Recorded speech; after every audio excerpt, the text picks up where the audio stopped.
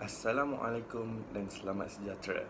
Nama saya Muhammad Arif Nakiuddin bin Nasir dan nombor matrik saya ialah A0632.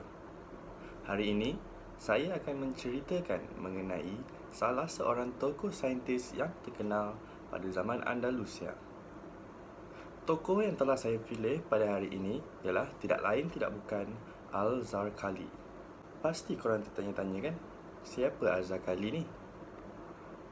Okey, mari saya ceritakan sedikit sebanyak mengenai latar belakang beliau, perjalanan hidup beliau sebagai seorang tokoh ilmuwan, karya-karya beliau dan sumbangan beliau.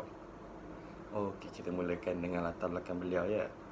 Okey, nama sebenar beliau ialah Abu Ishaq Ibrahim Ibnu Yahya Al-Zarqali atau lebih dikenali sebagai Arzakal di Eropah Latin dan Arzaqal di Andalusia dan Itali. Beliau merupakan salah seorang sarjana sains Islam yang hidup antara tahun 1028 hingga 1087 Masihi. Beliau juga dikenali sebagai Arzaqullah dan ataupun Arzaqullah di kalangan umat Islam di Andalusia. Beliau lahir di Toledo, Andalusia pada tahun 1029 Masihi dan membesar ketika kerajaan peradaban Islam di Andalusia berada di ambang kehancuran dan hampir runtuh di tangan tentera Kristian. Al-Zarqali merupakan seorang pembuat peralatan logam, seorang ahli nujum dan seorang ahli falak terunggul pada zamannya. Beliau tinggal di Toledo, Andalusia dan kemudian berpindah ke Cordoba pada usia tuanya. Karya-karya beliau memberi ilham kepada segenerasi ahli falak di Andalusia. Beliau terlatih sebagai tukang logam dan kerana kemahirannya, beliau diberi nama Al-Nikah dalam bahasa Arab Andalusia yang bermaksud pengukir logam. Nama latinnya Arzaqal ialah gabungan ungkapan Arab Al-Zarqali dan Al-Naqash yang bermaksud si pengukir. Dalam karya-karya Geoffrey Chaucer, beliau juga dikenali sebagai Archiles, iaitu seorang astronomer. Al-Zarqali dilahirkan dalam keluarga Visigoth yang memeluk Islam di suatu kampung berdekatan Toledo. Pada masa itu merupakan ibu negara termasyhur Taifah Toledo yang terkenal dengan hubungan baik antara penduduk Muslim dan penduduk Kristian. Al-Zarqali mahir dalam ilmu geometri dan ilmu falak. Diketahui bahawa beliau melawati dan mengajar di Cordoba beberapa kali dan pengetahuan serta pengalamannya menjadikan beliau ahli falak terunggul pada masa itu.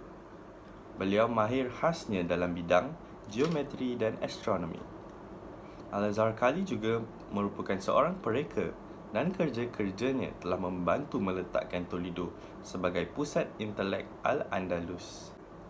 Pada tahun 1085 Masihi, Toledo dijarah oleh Alfonso ke-6 dari Castile. Al-Zarqali dan rakan seberjuangannya Al-Washi dari Toledo terpaksa melarikan diri.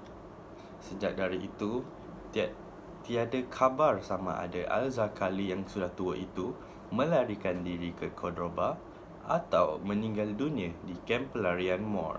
Antara karya-karya yang dihasilkan oleh Al-Zarqali ialah yang pertamanya Al-Amal bil Ashifa Az-Zijjah, yang kedua At-Tadbir, yang ketiga Al-Maqad fil Ilm An-Najum, yang keempat Risalat fit Tariqat Istidam Ashifa Al-Mustaraqah li Jam'ah Al-Awrad, dan yang kelima Al-Mana Al-Zakar.